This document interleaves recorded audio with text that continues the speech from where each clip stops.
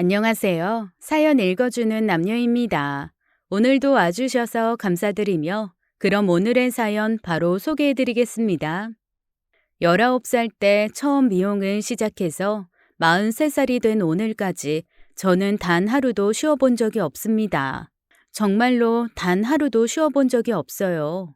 2번인가 정말 죽을 것처럼 아파서 방에 기절할 것처럼 누워 있었던 적이 이틀 정도 있었네요. 그런데 누워있던 동안에도 중간중간에 일어나서 집에 있는 가발을 가지고 미용 연습을 했습니다. 제가 생각한 건 이거였어요. 나중에 내가 미용사가 돼서 크게 아픈데 예약 손님이 있으면 아픈 채로 미용을 해야 하잖아. 그때를 대비해서 연습한다고 생각하자. 이렇게 아파도 정확하게 파마도 말고 커트도 할 수 있게 아플 때를 대비해서 연습하자. 네, 저는 그렇게 생각하고 기침하고 열 때문에 휘청거리면서도 집에서 가발을 만지고 가위를 손에 들고 파마약을 섞었습니다. 참 독했죠. 그런데 독할 수밖에 없었어요. 알코올 중독 아버지는 제가 중학교 때 가정폭력을 휘두르시다가 결국에는 유치장에 가셨고요. 유치장에서 나오신 후로는 소식이 끊겼습니다. 왜냐하면 엄마가 저랑 여동생을 데리고 잠적하다시피 시골로 이사를 가셨거든요. 하지만 엄마도 오래 사시지 못했어요. 아버지한테 너무 맞고 사셔서 골병이 들어 그런가 저 고등학교 2학년 때부터 시름시름 앓으시다가 제가 한참 미용 인턴으로 일을 하고 있을 그때 돌아가셨습니다. 사인은 그냥 병사였어요. 병원에서도 그냥 쇠약해져서 돌아가셨단 말만 할 뿐 딱히 원인을 모르더라고요. 저랑 외할머니는 그저 엄마가 너무 맞아서 몸도 골고 영양도 제대로 공급받지 못해 시름시름 시들어간 거라고 생각했습니다. 이후로 저는 외할머니랑 둘이 살았어요. 3살 터울 여동생은 가난한 집을 끔찍하게 싫어했고 자꾸 엇나가더니 제가 미용 시작할 무렵 집을 나가 연락을 끊더라고요. 그 후로 1년에 한 번 정도 엄마 기일 즈음에 꽃이나 떡 같은 거 보내고 돈 빌려달라는 연락 몇 번 한 게 전부일 뿐 얼굴 본 지는 벌써 10년이 넘습니다. 외할머니도 제가 25살 때 돌아가셨는데 그래도 그때는 제가 부원장으로 일을 할 때라 외할머니 돌아가시기 전에 제가 파마도 말아드리고 머리도 잘라드릴 수 있었죠. 집에 외할머니 친구들 초대해서 우르르 파마해드리면서 나름 효도라는 것도 해보기는 했습니다. 외할머니가 나중에 저한테 그러셨거든요. 아이고, 우리 손녀 덕에 할미가 머리 곱게 하고 하늘나라 갈 수 있겠다. 우리 손녀 손이 야무져서 파마도 잘 말고 커트도 잘할 테니 야무진 손에 돈이 차곡차곡 쌓일 거야. 이 할미가 하늘나라 가서도 우리 손녀 더 이상 고생 안 하고 돈이 척척 붙을 수 있게 열심히 할미가 하늘에서 응원할게. 돌아가시기 1년 전부터 할머니는 뭔가 예감이라도 하신 듯 저한테 자꾸만 할머니 죽고 나서 저를 응원하시겠다는 얘기를 계속했습니다. 그때는 그냥 하시는 말씀인 줄 알았는데 뭔가 할머니는 느낌이 있으셨던 모양이에요. 1년 내내 정말로 기도하듯 저를 돌봐주겠다고 하늘에서 꼭 바라보겠다는 얘기를 반복하시더니 정말 1년 정도 후에 주무시면서 돌아가셨습니다. 그렇게 제 나이 25에 저는 온전한 고아가 되었어요. 그때부터는 정말 뒤돌아보지도 않고 일만 했습니다.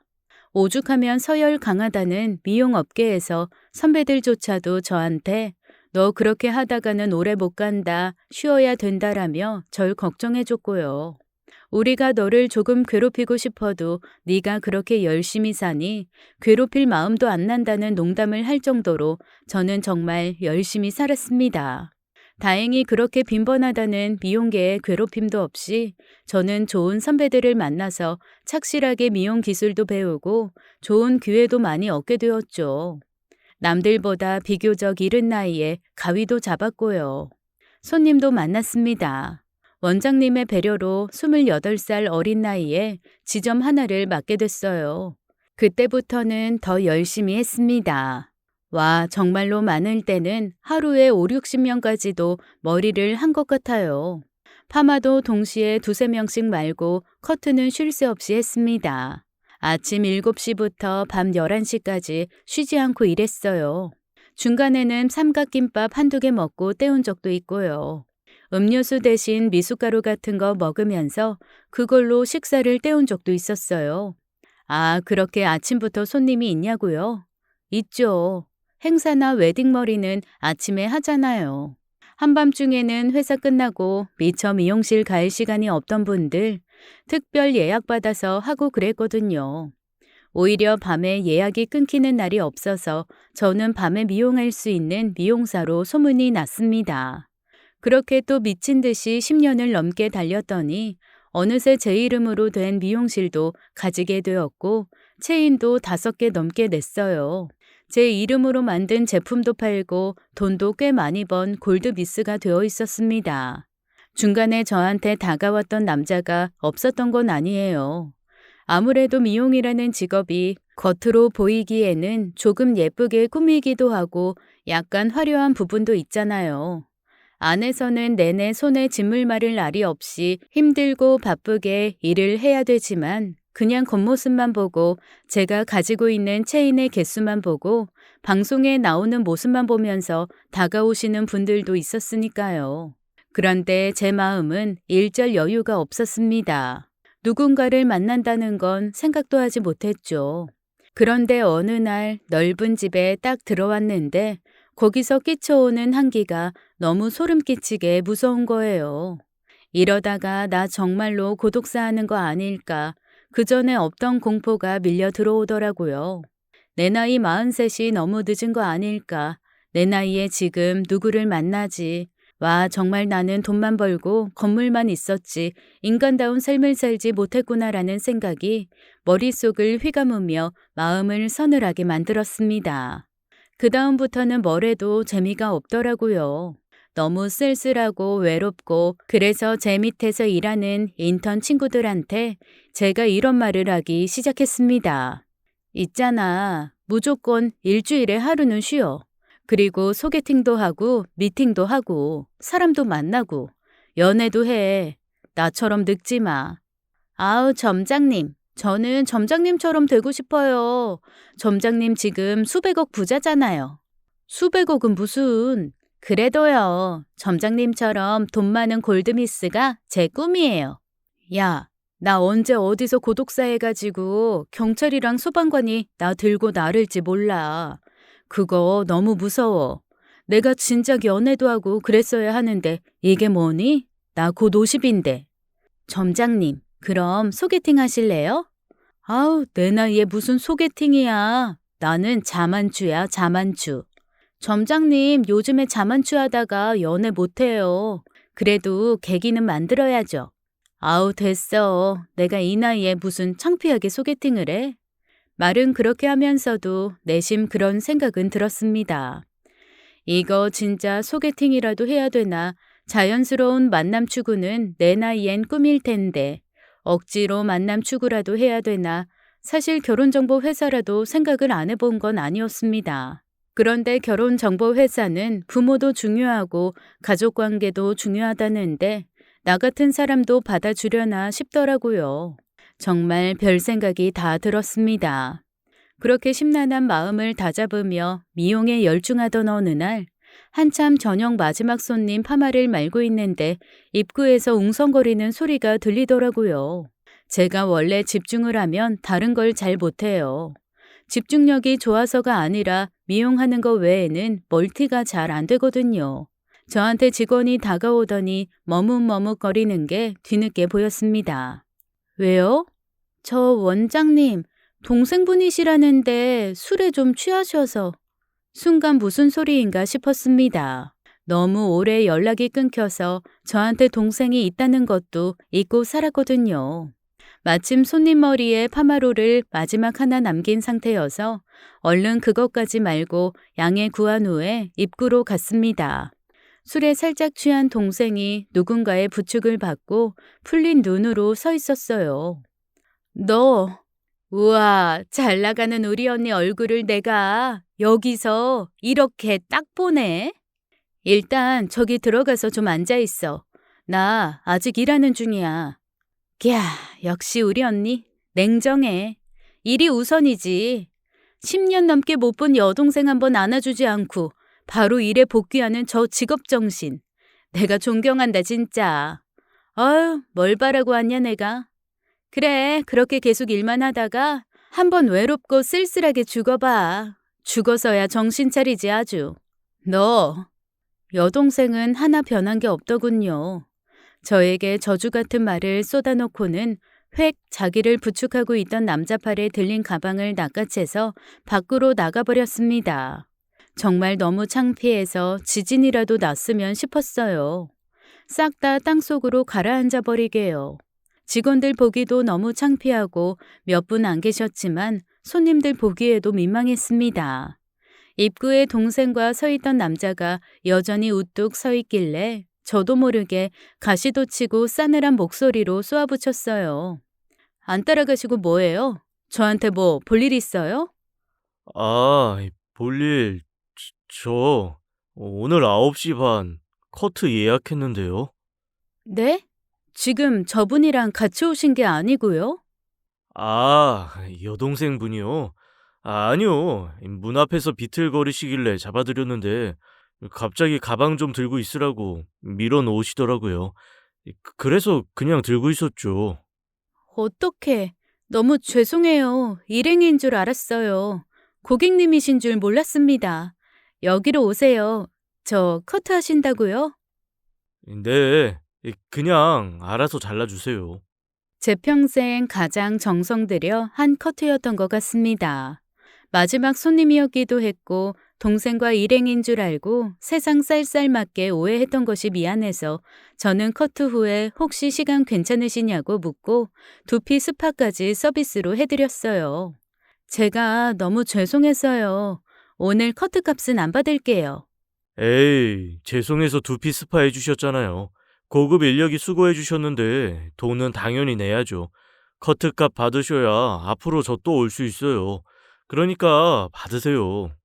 끝까지 얼마나 매너가 좋던지 그 손님은 커트값을 긋고 지불하고 나섰습니다. 동생이 왔다 간 1시간 반이 얼마나 긴장의 연속이었는지 손발이 다 덜덜 떨리더라고요. 그 후로 1년 좀 넘게 동생은 제게 찾아오지 않았습니다. 그리고 그 커트 손님은 2주에 한 번씩 꼬박꼬박 커트 예약을 하고 샵을 찾았고요. 그쯤이었어요.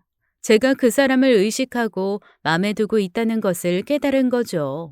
아마 제가 예전같이 마음을 열지 않았으면 조금도 눈에 들어오지 않았을 텐데 어떡하든 연애도 하고 싶고 외롭고 하니까 그 사람이 저한테 보내는 눈빛이 느껴지더라고요. 그런데 알고 보니 이미 몇 개월 전부터 제 주변 사람들은 다 알고 있었는데 저만 몰랐더라고요. 일단 제 마음이 움직였다는 걸 느끼고 나니 그의 행동 하나하나가 범상치 않았던 것이 새삼 떠올랐습니다. 올 때마다 그는 제게 뭔가 물어보고 준비하려고 했습니다. 라떼 좋아하시냐? 자기 회사 앞에 맛있는 라떼집이 있는데 자기가 머리 자르러 올 때 사갖고 오겠다는 얘기도 했었고요. 제가 삼각김밥으로 대충 먹는 거 보고 삼각김밥보다는 그래도 주먹밥이 조금 더 건강하지 않겠냐며 자기가 백화점 지하에서 파는 주먹밥 좀 사다 줄 수 있다는 얘기도 한 적이 있습니다. 제가 미숫가루를 식사 대용으로 먹는 걸 보고는 왜 파우치에 물이나 우유 넣고 흔들면 한 끼 식사되는 그런 것들 있잖아요. 그걸 한번 선물해 주신 적도 있었습니다. 그때는 손님한테 선물 받는 게 부담스러워서 극구 거절을 했었는데 억지로 샵에다가 놓고 가셨다고 하더라고요. 그래서 아무 생각 없이 직원들이랑 다 나눠 먹었거든요. 직원들이 그때 그러더라고요. 저 손님 아무래도 우리 원장님 좋아하는 것 같아요. 원래 한 달에 한 번만 해도 되는 커트 자꾸 2번씩 오고 와서 괜히 안 해도 되는 영양펌 이런 거 하고 트리트먼트도 괜히 비싼 돈 주고 받고 아무래도 이상해요. 분명 원장님 만나러 오는 거예요. 그래서 제가 그때는 쓸데없는 소리 하지 말라고 퉁박을 줬었거든요. 그런데 제 마음이 그렇게 한번 호로록 풀어지고 나니까 그 사람이 하는 행동 하나하나가 예사롭지 않게 보이기는 하더라고요. 그래서 어느 날 제가 미친 짓을 했죠. 손님이 와서 또 머리를 자르면서 혹시 좋아하는 음식 있으시냐, 다음에 올 때 자기가 사다 주겠다고 하길래 저도 모르게 그러지 말고 그냥 같이 먹자고 했죠. 그랬더니 그분이 눈이 동그래져서 깜짝 놀란 채로 진짜냐고 묻는 겁니다. 제 주변에서 같이 일 도와주던 직원들도 다들 놀라서 눈이 땡그래지고 손님은 더 놀라고 제가 얼마나 민망했는지요. 하지만 한번 뱉은 말 다시 주워 담을 수 없잖아요. 언제 시간 되실 때 같이 식사하세요. 그날 저희 샵은 난리가 났습니다. 원장님이 드디어 핑크빛 삶을 시작하기로 했다느니 손님이 10번 찍어 안 넘어가는 나무 없다는 속담을 드디어 우리에게 실현시켜서 보여줬다느니 우리 원장님 10번 찍어서 안 넘어가는 나무가 아니었다. 1년을 찍어야 넘어가는 나무였다느니 정말 못하는 말들이 없더라고요. 그러면서 젊은 친구들이 어찌나 저한테 잔소리를 하는지 립스틱은 무슨 MLB라나 뭐라나 난생 처음 들어보는 무슨 말린 장미 색깔을 발라야 한다는 둥, 볼터치는 이거 말고 약간 은은하게 은빛 도는 걸 하라는 둥, 자기네들이 메이크업과 헤어를 해주겠다는 둥 아주 난리 부르스였습니다. 얘들아, 내가 알아서 해. 나 그래도 미용실 원장이야. 내가 설마 나 못 꾸미겠니? 원장님, 원래 중이 제 머리 못 깎는 거예요. 저희가 머리 예쁘게 해드릴게요. 자연스럽게. 우리 자연스러운 드라이 되게 잘해요. 원장님한테 배웠잖아요. 그러면서 극구 저를 매장 의자에 앉히고 자연스럽게 드라이를 한다. 눈썹을 예쁘게 그린다. 마스카라 말고 속눈썹을 붙이네 어쩌네 난리들을 치더라고요. 어쨌건 그렇게 샵 직원들이 꾸며준 모습을 하고 약속 장소에 나갔습니다. 그런데 참 두근거리기도 하고 설레기도 하고 떨리기도 하고 내가 나이 43에 이게 뭐 하는 짓인가 싶으면서도 이제야 이런 기분을 느끼는 스스로에 대한 안타까움도 몰려왔어요. 그리고 그날부터 저는 그 사람과 연애를 시작했습니다. 손님으로 만났던 그는 조용하고 얌전했지만 사석에서 만난 그는 유쾌하기도 하고 눈치도 빠르고 나름 센스도 있더라고요. 어쩜 제가 원하는 걸 그렇게 착착 맞추는지 제 마음은 금방 허물어져 버렸습니다.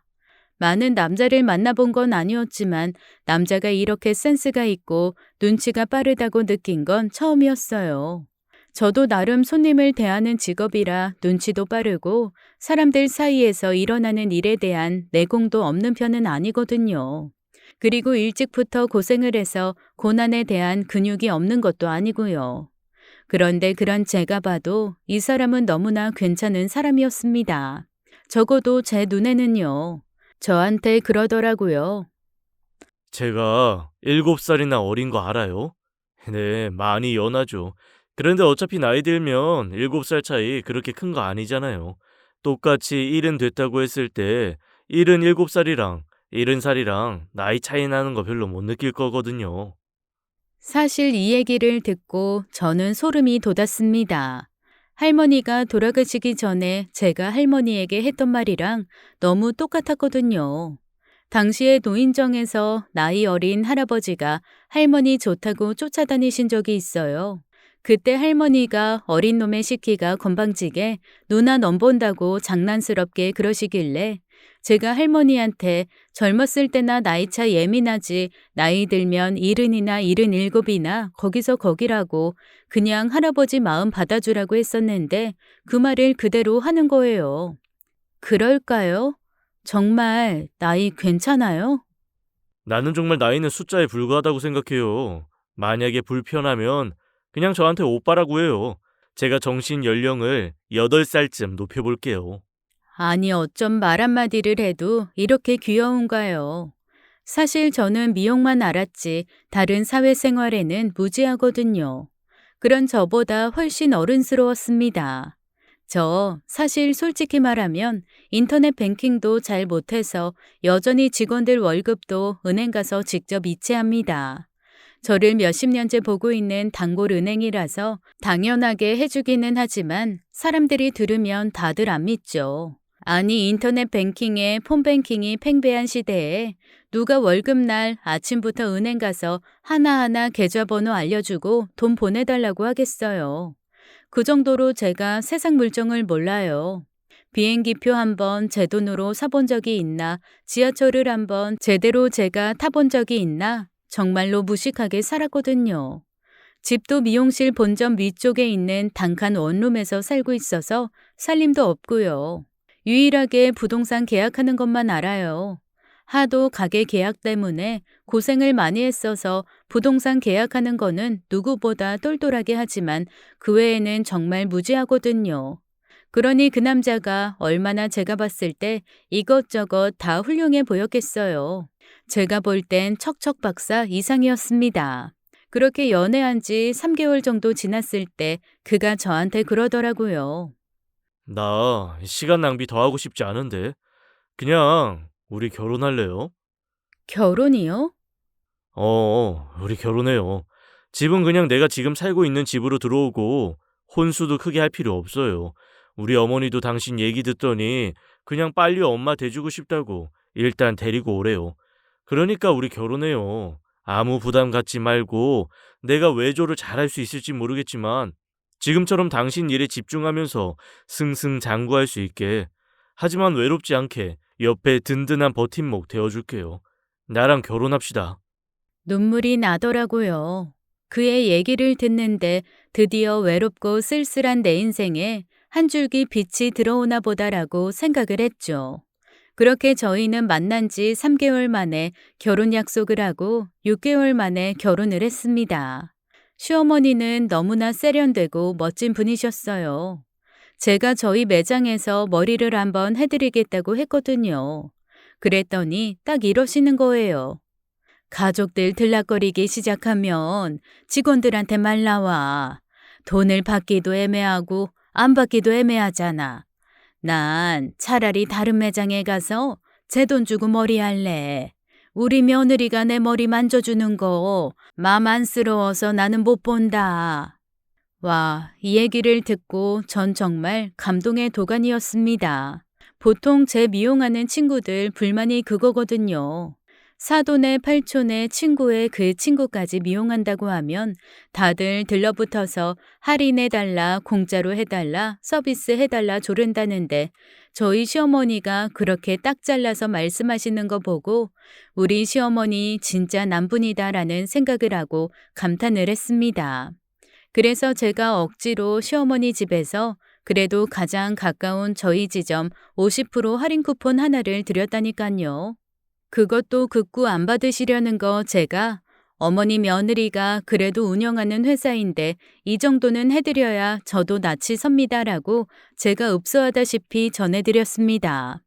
어머니, 예단도 아무것도 안 받겠다고 하셨는데 제가 어머니 머리 50%도 못 해드리면 그게 며느리예요? 전에 공짜도 아니고 반값 쿠폰, 단골들 드리는 거 그거 드리는 거예요. 정말 어머니는 뭘 하나도 안 바라시더라고요. 그리고 저한테 이러셨어요. 네 손 그렇게 너덜너덜해져가며 애써 번 돈인데 함부로 쓰지 마라. 결혼한다고 해서 꼭 살림 다 새로 넣고 그렇게 시작해야 된다는 법 없다. 그렇게 함부로 쓰면은 하늘에 계신 너희 할머니랑 부모님 너무 슬퍼하실 거야. 그러니까 돈은 네가 쓰고 싶은데 쓰고 일단 나는 내 아들 결혼시키는 거니 내가 할 수 있는 거 그냥 기쁜 마음으로 해줄게. 내가 내 며느리한테 선물하는 건 내 자유니까. 그러니 보석 2개만 네가 고르고 싶은 거 골라봐라. 그리고 네 살림 사고 싶은 거 있으면 사되 무리하지 말고 나한테 뭐 해줄 거는 생각도 하지 마. 제 주변 사람들은 얘기를 듣고 시어머니가 이 세상 사람이 아니라고 하더라고요. 그런 시어머니는 나라에서 표창을 줘야 된다느니 장한 시어머니상을 줘야 된다느니 부러움의 연속이었습니다. 이때까지 열심히 살아온 복을 시어머니로 다 받는다며 정말 칭찬 일색이었죠. 결혼식 때 시어머니는 한복도 자기 돈으로 해 입으시고 오히려 제 한복을 예쁜 걸로 해주셨어요. 이렇게 말씀하시면서요. 딸내미 들어오는데 내가 한복 한 벌은 해 입혀야지. 정말 제가 몸둘 바를 모르겠더라고요. 그런데 남편이 그러는 거예요. 혹시 괜찮으면 신혼여행 갈 때 어머니도 같이 가도 되냐고요. 그런데 거기서는 제가 좀 이상했습니다. 아니, 신혼여행을 가는데 왜 어머니를 모시고 가지라는 생각이었죠. 그런데 남편이 뒤에 이렇게 얘기하더라고요. 꼭 같은 데로 가자는 게 아니고 우리가 신혼여행 가 있는 동안 엄마도 여행 한번 보내드리자는 얘기였어. 그러면서 하는 말이 어머님이 원래 여행을 좋아하시는데 비행기 타는 걸 무서워해서 누구랑 같이 비행기를 타지 않으면 아예 비행기를 못 타신다고 하더라고요. 혼자서는 비행기를 못 타시는 거죠. 그래서 늘 남편이 모시고 다녔는데 남편도 바빠지면서 근 10년을 비행기를 한 번도 못 타셨다는 거예요. 그니까 이번에 우리 신혼여행 가는 김에 그냥 비행기 옆자리에만 어머님을 태워서 호텔도 그냥 다른 호텔 잡아드리고 오는 날 비행기만 맞추자고 하더라고요. 그런데 좀 그렇잖아요. 같은 나라를 가고 같은 지역을 가는데 호텔도 다르게 하고 비행기만 왔다 갔다 한다는 게 가족끼리 그거 너무 이상하잖아요. 그래서 제가 그랬습니다. 아니, 어차피 방 따로 쓸 거면 어머님도 그냥 같은 호텔 잡아드리고 관광도 한두 개는 같이 하지 뭐. 저녁에만 따로 있으면 되지. 어머님 모시고 가자. 그건 아닌 것 같아. 그때 남편이 저한테 그러더라고요. 이런 며느리가 세상에 어딨냐. 우리 엄마 진짜 복 받았다. 제가 그랬습니다. 아니야. 어머님이 나한테 해주신 게 훨씬 커. 이 정도도 못 해드리면 내가 며느리도 아니지. 저는 정말로 그렇게 생각했습니다. 그래서 얼결에 신혼여행을 시어머니랑 셋이서 가게 되었죠. 그랬더니 남편이 그러더라고요. 넌 바쁘니까 내가 그냥 처음부터 준비 다 할게. 아무것도 신경 쓰지 마. 어차피 패키지로 몇 개 관광하는 거 하고 거기에 한두 개만 엄마 참여하고 나머지는 우리끼리 다닐 거야. 엄마랑 우리랑 다른 패키지로 놀 거니까 뭐 한두 개 정도 겹치는 건 상관없지. 상관없어. 호핑 투어 같은 거는 같이 가도 될 것 같고. 섬 투어는 우리끼리 가고 엄마는 뭐 그 시간에 마사지 잡아드리고 그런 식으로 조금 바꾸면 되니까. 뭐 어쨌든 그러면 내가 알아서 할 테니까 아무 신경 쓰지 마. 바쁘잖아. 내가 준비할게. 그 말이 너무 고마웠습니다. 안 그래도 결혼을 앞두고 정말 바빴거든요. 결혼하고 신혼여행 가는 동안 예약 손님을 못 받으니 그 전에 할 수 있는 한 최대한 단골 손님들 예약을 소화해야 했고 마침 지점도 하나 더 내야 하는 터라 지점에 갈 직원들 교육도 해야 했습니다. 정말 눈코 뜰 새 없이 바빴는데 결혼 준비며 신혼여행 준비며 다 남편이 알아서 해준다고 하니 저는 너무너무 고마울 따름이었어요. 게다가 시어머니도 얼마나 저를 신경을 써주시는지 일 다 끝나고 녹초가 돼서 집에 가면 시어머니가 놓고 가신 반찬이랑 갖은 영양제 약 이런 것들이 냉장고에 차곡차곡 쌓여 있을 때가 많았습니다. 그리고 시어머니가 다정하게 쓰신 쪽지도 함께 말이죠. 어떤 거는 냉장고에 있다, 뭐는 냉동실에 넣어놨다, 이 즙은 언제 꼭 챙겨 먹어라, 주먹밥 만들어서 얼려놓은 거는 하나씩 갖고 가서 매장 전자레인지에 데워 먹어라 등등 엄마가 실제로 딸을 챙겨주는 것처럼 그렇게 알뜰살뜰 챙겨주셨습니다.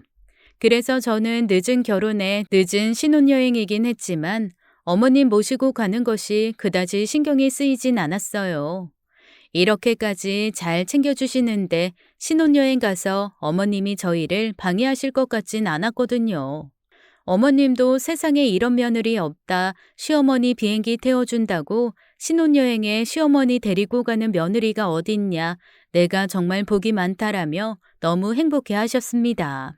그리고 저희가 충분히 비용을 내드려도 되는데 시어머니가 먼저 그러시더라고요. 비행기 같이 타주는 것도 고마운데 너희 비행기 값도 내가 내말하고 말이죠. 그래서 저희 신혼여행은 시어머니가 비행기 값까지 다 내주셨습니다. 그렇게 결혼하고 신혼여행 출발하는 날 시어머니는 저희한테 최대한 방해가 안 되려고 멀찍이 떨어져 계시더라고요. 저는 그게 더 죄송하고 마음이 쓰여가지고 어머님을 자꾸 챙겨드리게 됐고 남편은 저한테 굳이 그러지 않아도 된다고 엄마는 혼자서 잘하신다고 자꾸만 저를 말렸습니다. 그래서 저는 비행기에서 그냥 시어머니 옆에 앉아서 손을 꼭 잡아드리는 것만 했죠. 시어머니가 정말로 비행기를 무서워 하시더라고요. 그래도 비행기 내리면서 시어머니가 저한테 그러셨습니다. 아우, 내가 다시 비행기를 탈 수 있을 줄 몰랐어. 그래도 우리 며느리가 이렇게 손잡아주고 하니까 하나도 무섭지 않더라. 고마워. 지금부터는 너희끼리 좋은 시간 보내. 아니에요, 어머님. 어차피 저희랑 호핑 투어는 같이 가세요. 이 사람이 호핑 투어는 저희 셋이 오붓하게 가는 걸로 예약했대요. 사실 호핑 투어는 여럿이 가야 좀 더 싸잖아요. 그래서 제가 그럼 단체로 가는 거냐고 물었더니 남편이 그래도 신혼여행인데 단체로 가는 건 좀 그렇고 셋만 오붓하게 가는 호핑 투어로 예약을 했다는 겁니다. 저는 호핑 투어 정도는 어머님과 함께 가도 별로 무리가 없을 것 같아서 좋다고 했었고요. 신혼여행 첫날 밤이 지나고 다음날 저희는 어머님과 함께 호핑 투어를 떠났습니다. 남편이 예약한 호핑 투어는 개인이 하는 것 같았어요. 인상이 무서운 선장님이 개인 배를 가지고 나오셨더라고요. 근데 보험 같은 거 들어야 하지 않아? 개인이면 그런 거 없지 않나? 아, 이 선장님, 이 지역에서 제일 오래 호핑 투어 가이드 하시던 분인데 작년에 은퇴하신 거래. 포인트도 잘 알고 누구보다 베테랑이라 내가 우리 회사 직원한테 추천받았어. 아, 그런 거 걱정 안 해도 돼. 내가 알아서 다 들었어. 사실 제가 수영을 잘 못하거든요.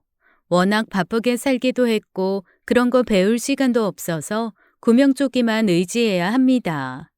그래서 처음에는 호핑 투어도 하고 싶지 않다고 했는데 남편이 바다 좋은 나라 가서 호핑을 안 하면 의미가 없다고 구명조끼만 있으면 절대적으로 안전하다고 하도 그래서 하자고 했습니다. 배는 꽤 멀리까지 나가더라고요. 바다라는 게 공포스러운 것이 동서남북을 모른다는 거겠죠. 저는 그렇습니다. 아주 어렸을 때 부모님이 그래도 잠시 사이가 좋았던 시절 동해 바다를 한번 놀러 간 적이 있어요. 고무 튜브를 빌려서 바다에 둥둥 떠서 놀고 있는데 어느 순간 사람들이 안 보이고 부표 옆에서 제가 파도에 밀려가고 있더라고요. 어린 마음에 주변을 둘러봤는데 온통 파랗기만 하고 내가 떠나온 해변이 어딘지 엄마 아빠 동생은 왜 안 보이는지 순간 지독한 공포를 느꼈던 경험이 있습니다.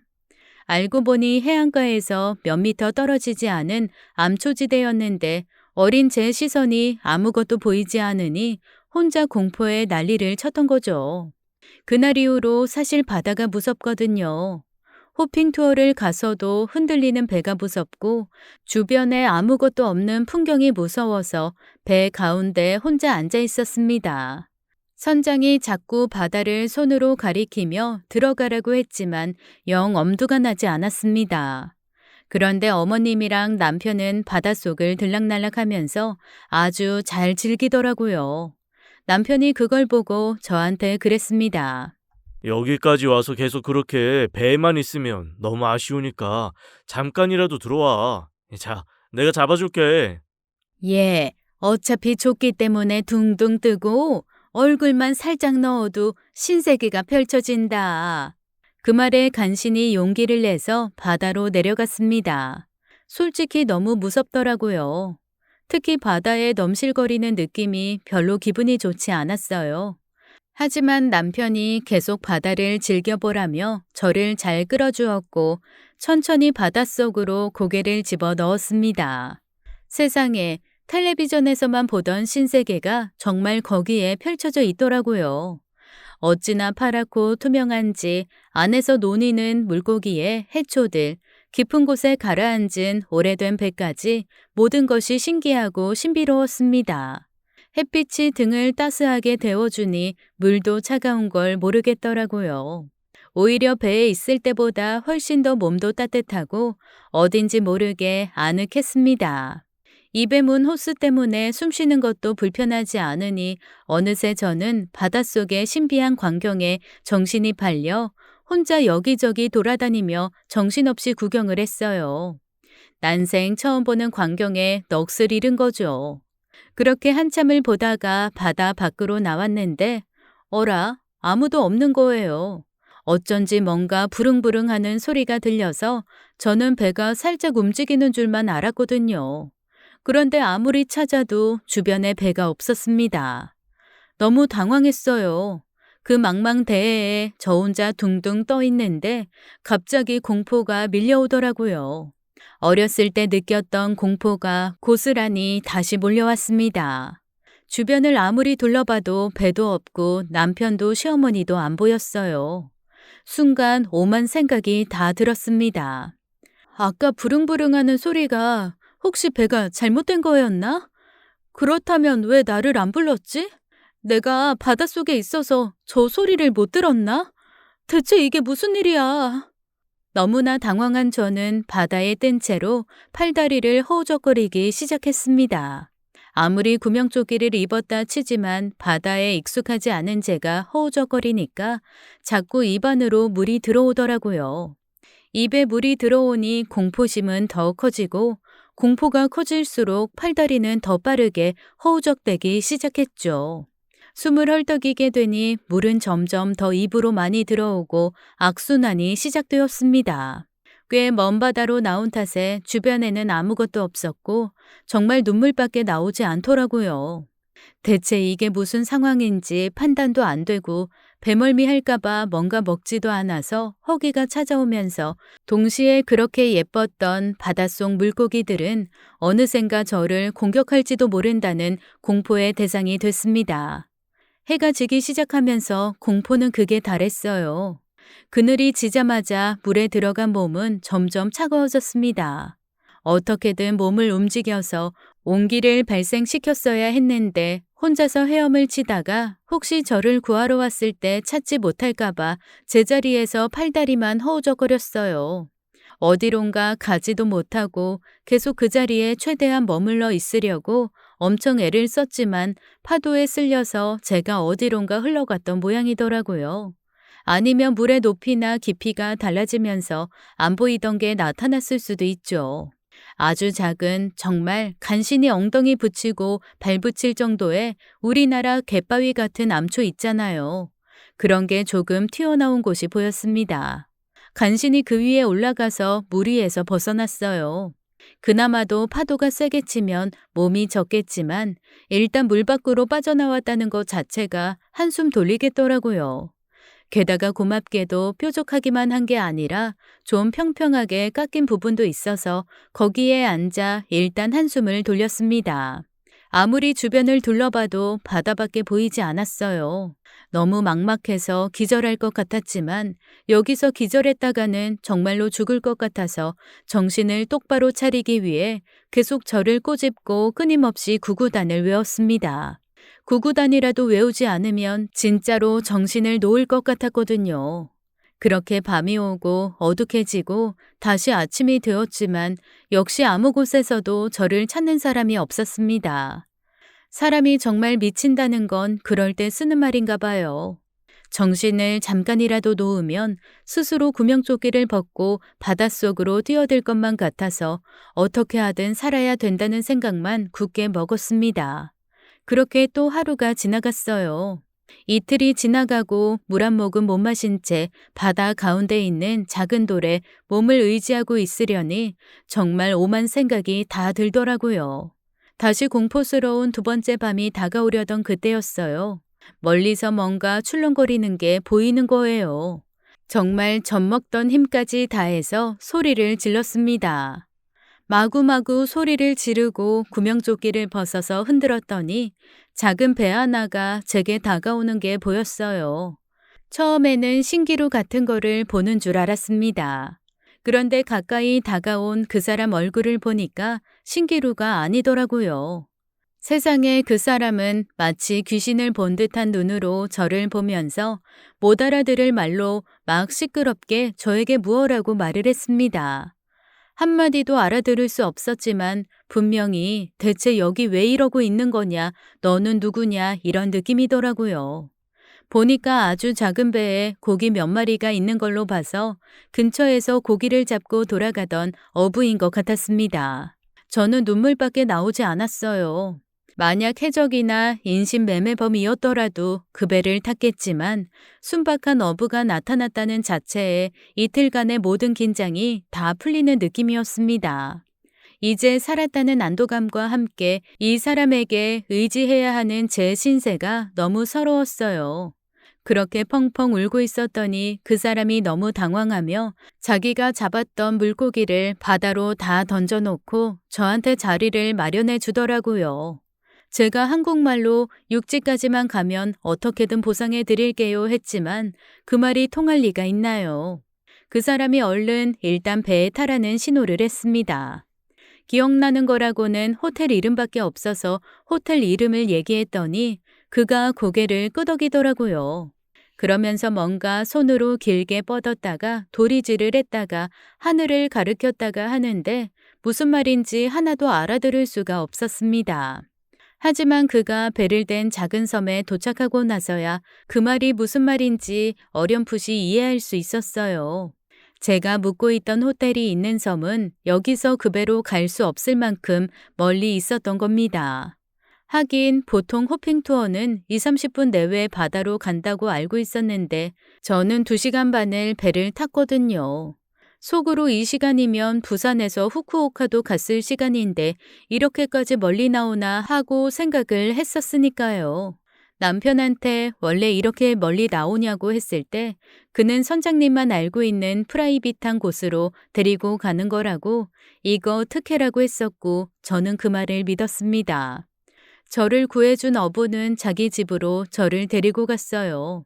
그리고 생선 비린내가 가득한 스프를 한 그릇 떠주더라고요.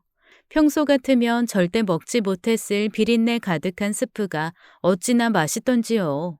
제가 허겁지겁 한 그릇을 다 비우자 그가 그렇게 썩은 이를 보이며 씩 웃는데 제 눈에는 그 얼굴이 영화배우, 모델, 탤런트 다 합친 것보다 잘생겨 보였습니다.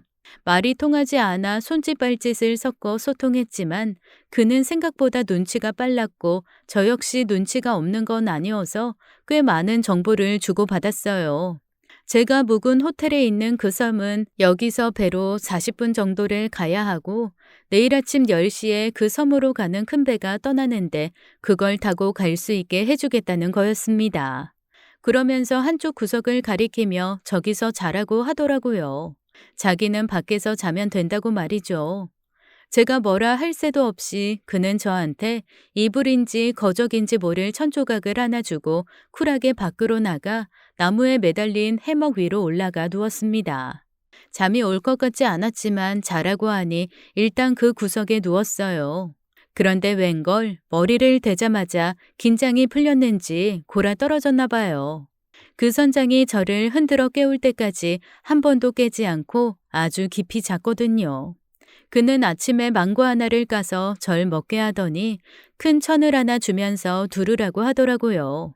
하긴 정신 차리고 보니 신혼여행 때 입겠다고 큰맘 먹고 산 비키니 차림이었습니다. 그가 준 천으로 이집트 석상처럼 몸을 가리고 그 위에 구명조끼를 입어 천을 고정했어요. 그리고 선장을 따라 선착장으로 갔습니다. 선착장에 도착해서 큰 배의 선장에게 그 사람이 뭐라고 말을 하니 큰 배의 선장도 깜짝 놀란 얼굴로 저한테 고개를 설레설레 하더라고요. 배를 타기 전 저는 이 섬의 이름을 물어보고 저를 구해준 선장의 이름도 물었습니다. 그가 웃으며 안 가르쳐 주길래 손에 있던 다이아 결혼 반지를 빼서 쥐어줬어요. 깜짝 놀라며 고개를 마구 젓는 그 사람에게 Thank you, this is real 다이아 라고 또박또박 말하고 억지로 반지를 쥐어줬어요. 그렇게 저는 거의 이틀 반 만에 호텔로 돌아왔습니다. 호텔에 돌아왔더니 호텔 프런트 직원이 너무나 깜짝 놀라면서 저한테 그러는 거예요. 제가 영어가 짧아서 다 알아듣지는 못했지만 제 남편이 와서 체크아웃을 했고 아내는 먼저 떠났으니 아내의 짐은 자기가 가져가겠다라고 일제히 짐을 챙겨서 호텔을 나갔다는 겁니다.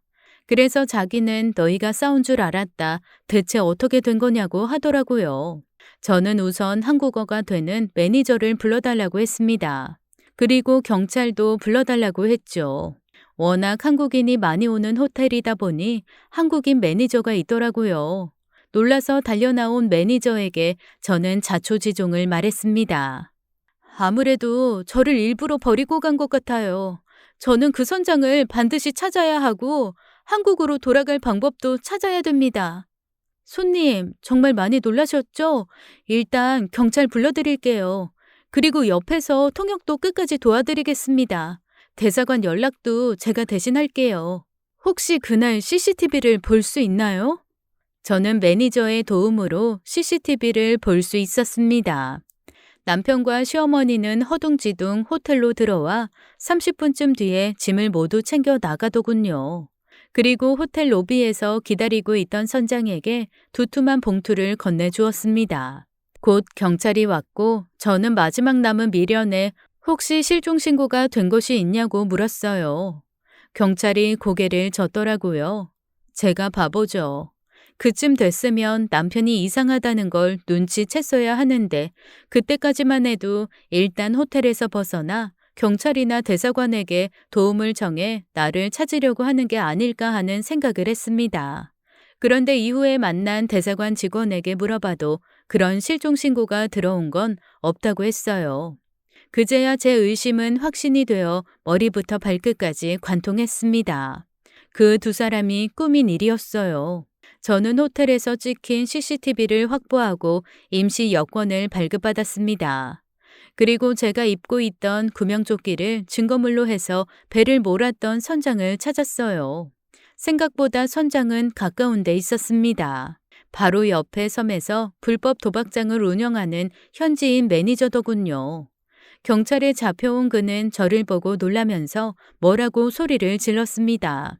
옆에 있던 호텔 매니저가 통역을 해줬는데 자기는 잘못이 없다. 내가 한국의 범죄자라 여기에서 아무도 모르게 처단하려고 했다는 얘기를 들었다는 겁니다. 어이가 없었죠. 경찰과 대사관에서는 이건 청부살인이니 심각하게 한국 경찰의 협조를 받아야 하는 사건이라고 했습니다. 그래서 저는 일단 이 사람들이 제가 살아있는 걸 알면 한국에 저와 관련된 것들 중 많은 것이 위험에 빠지거나 어려워지니 일단 제가 귀국한 후 신변 보호부터 시작해서 차근차근 진행해달라고 부탁했어요. 다행히 대사관 직원분이 제 말을 10분 100분 이해해 주시더라고요. 그래서 저는 아무에게도 연락하지 않고 대사관의 도움을 받아 한국으로 귀국을 했습니다. 귀국하자마자 바로 제가 운영하던 샵으로 걸음을 옮겼어요. 샵에 도착했더니 직원들이 퉁퉁 부은 눈으로 저를 보면서 기절하게 놀라는 거예요. 그래서 제가 왜 그러냐고 물었죠. 그랬더니 남편이 어제 와서 제가 필리핀에서 실종이 됐고 시신도 찾지 못했다며 앞으로 제가 가지고 있던 모든 사업체는 본인이 운영할 건데 매장을 정리할 수도 있고 아니면 다른 사람에게 팔 수도 있다는 얘기를 했다는 겁니다. 그러니 다들 마음의 준비를 하라고 했다는 거죠. 저는 진짜 너무 어이가 없어서 일단 제 본점 직원들한테만 사실을 얘기했습니다. 본점 직원들은 다들 저랑 10년 이상 함께 온 가족 같은 사람들이거든요. 다들 내가 사러 돌아왔다는 거 꼭 비밀로 해줘. 나 아무래도 사기 결혼에 걸린 것 같아.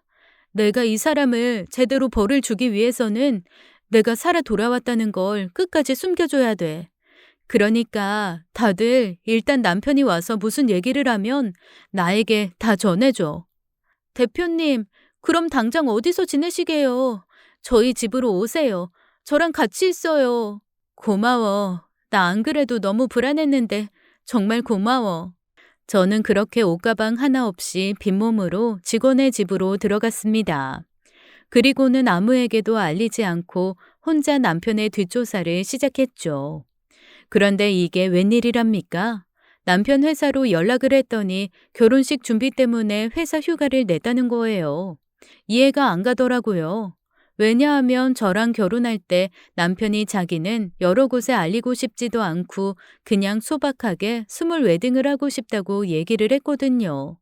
그래서 가족들만 단촐하게 모여서 결혼을 했습니다. 저야 참석할 가족이 없고 여동생도 연락이 되지 않으니 매장 식구들만 참석했고요. 남편 쪽도 당연히 가족들만 모였습니다. 그래서 회사 사람들이 당연히 결혼식에 안 오는 줄 알았는데 결혼 준비 때문에 휴가를 냈다고 하니 이해가 안 되잖아요. 그래서 물어봤죠. 언제 결혼을 하셨는데요? 아, 내일 모레가 결혼식이에요. 내일 모레요? 나랑 일주일 전에 결혼한 건 뭐고 3일 뒤에 결혼한다는 건 또 뭔지 이건 분명 뭔가가 있다는 게 분명했습니다. 아, 맞다. 내일 모레죠? 아, 제가 사실 청첩장을 받았는데 잊어버렸지 뭐예요. 본인한테 너무 미안해서 말을 못하겠고 혹시 죄송하지만 시간과 장소 좀 알려줄 수 있을까요? 저는 그 정보를 받고 이를 갈았습니다. 그리고 경찰에도 연락을 했어요. 결혼식을 한다고 한다. 그때 가면 아마 남편도 시어머니도 모두 잡을 수 있을 거다라고 말이죠. 제 얘기를 듣고 경찰도 어이없어 했습니다. 그렇게 3일이 지나고 저는 결혼식 당일 식장으로 찾아갔어요. 처음에는 달려들어 일단 머리채부터 잡아야 하나 아니면 구정물을 한 냄비 들고 가 뿌려야 하나 했는데 식장에 들어서는 순간 제 눈을 의심할 수밖에 없었습니다. 남편 이름 옆에 버젓이 써 있는 신부의 이름이 제가 아는 이름이더라고요. 바로 제 여동생이었습니다. 동명이인인가 싶어 곧장 신부 대기실로 갔는데 글쎄 정말로 제 여동생이 드레스를 입고 앉아 환하게 웃으며 사진을 찍고 있더라고요. 여동생은 제 얼굴을 보고 마치 귀신을 본 듯 눈만 꿈뻑거리며 아무 말도 못했습니다. 제가 어떻게 했냐고요? 바로 다가가서 웨딩드레스 다 찢어발기고 머리채 끌어서 질질 끌고 나왔죠. 그리고 제가 남편이라고 생각했던 그놈 앞에 패대기를 쳤습니다. 두 모자의 얼굴이 하얗게 질리더라고요. 아니 어떻게 여기에? 아니 네가 왜 여기에? 저는 그 둘에게 딱 하나만 물었습니다. 대체 무슨 생각이었던 거예요? 남편과 시어머니는 대답을 못 하더라고요.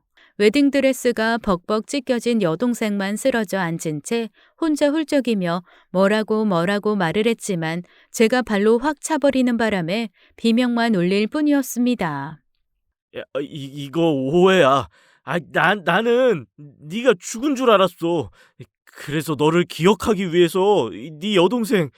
저는 바로 남편의 뺨을 올려 붙였어요. 그리고 옆에 있던 장식물을 손에 들고 후드려 패기 시작했습니다. 뒤늦게 나타난 경찰들이 절 잡고 말리지 않았으면 아마 그 자리에서 두 사람 아니 세 사람 다 기절할 때까지 맞았을 거예요. 나중에 경찰 조사로 알게 된 사실은 이랬습니다. 제 여동생과 남편은 여동생이 집 나갔던 시절에 가출팸에서 만난 사이였습니다. 둘이 연인으로 오랜 시간 지내다가 남편이 여동생에게 이별을 고했다고 하네요.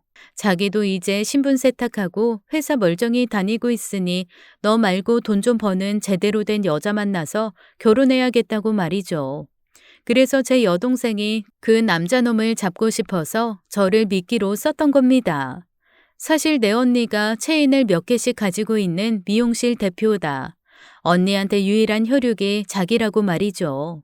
처음엔 그 말을 믿지 않다가 저랑 처음 만난 날 둘이 짜고 연기를 하면서 제가 진짜 언니인지 아닌지를 확인했던 겁니다. 그리고 저한테 계속 머리를 자르러 오면서 정말로 여동생이 있다는 것, 제가 재산이 많다는 것, 체인도 다 직영이 아니라 제가 소유하고 있고 월급 원장으로 운영하는 알짜배기라는 것을 알게 된 거죠. 처음에는 제 동생이랑 결혼하고 저한테 동생의 남편이니 좀 살펴달라고 할 심산이었던 듯 했습니다. 그런데 가만히 보니 제가 외로워하는 것 같고 결혼도 하고 싶어 하는 것 같으니 방향을 바꾼 거죠. 제 동생보다 저를 직접 공략해서 재산을 가로채는 것으로요. 졸지에 남자친구를 잃게 된 동생이 펄펄 뛰었지만 저랑 금방 이혼하고 재산만 들고 와서 다시 자기랑 결혼하겠다는 말을 믿었답니다. 그 멍청한 기집애가요. 그 이후로는 제가 아는 대로 일이 진행되었던 거였죠. 술집 마담 출신이었던 시어머니는 큰 재산이 생긴다고 하니 자기 아들 통해서 한몫 잡고 싶어서 평생 꿈이었던 원장님 소리 듣게 해준다는 말에 덥석 가담했던 거고요. 결국 저는 셋 다 민사 형사 할 것 없이 걸 수 있는 건 다 걸어서 고소를 했습니다. 필리핀 경찰에서 제공한 증거도 있었고 제가 직접 호텔에서 가져온 영상, 매니저의 증언도 다 확보가 되어 있었으니까요. 그리고 무엇보다 뒤늦게 자기가 저한테 무슨 짓을 했는지 깨달은 동생이 줄줄 실토를 해서 남편은 빠져나올 수 없는 범죄자의 길로 가버리고 말았습니다. 하지만 저는 셋 다 용서할 생각이 없었어요. 핏줄도 없는 셈 치려고요. 그 셋이 아주 철저하게 벌을 받을 때까지 강력하게 응징을 했습니다. 그 망망대해에 홀로 떠있던 시간이 결코 잊혀지지 않거든요. 어디 한번 인생이 망망대해에 표류하는 느낌 받아보라죠. 결국 전 남편은 살인미수가 인정되어 징역 15년형을 받았어요. 시어머니와 여동생도 옆에서 계획에 적극적으로 함께 했기에 7년형을 받았죠. 제가 느꼈을 공포에 비하면 너무나 짧은 형량이지만 어쩔 수 없죠. 죄명은 살인미수라고 합니다. 제가 스스로 살아남기 위해 발버둥 친 이유로 죄명이 살인미수로 바뀌어 형량이 짧아진 건데요. 제 노력으로 그들 형량이 짧아진 것 같아 어이가 없긴 합니다.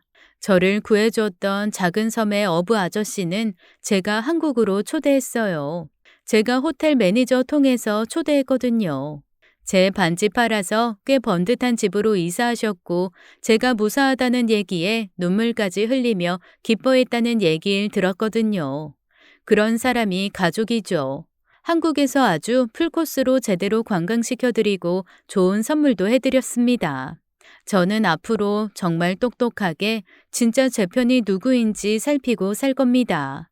다시는 그런 연놈에게 당하지 않을 거예요. 지금까지 사연 읽어주는 남녀였습니다. 끝까지 함께 해주신 여러분 감사드리며 저희는 다음 사연으로 돌아올게요. 감사합니다.